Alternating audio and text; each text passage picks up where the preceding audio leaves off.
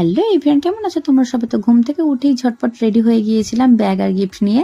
তো বুঝতে পারছো না তো কোথায় যাচ্ছি। তো আজকে ছিল আমার সেই বান্ধবী রাখি, যাকে কিছুদিন আগে আইবুড়ো ভাত খাইয়েছিলাম, তার বিয়ে।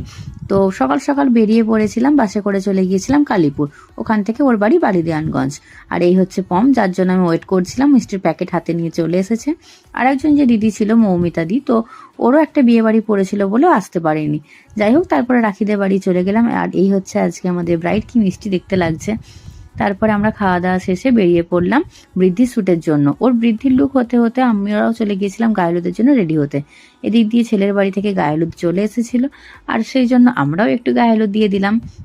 তারপরে গায়েলুদের পর্ব মিটিয়ে চলে গিয়েছিলাম খাবার খেতে। খাওয়া দাওয়া শেষ করে চলে গিয়েছিলাম একদম পুকুর ঘাটে স্নান করানোর জন্য।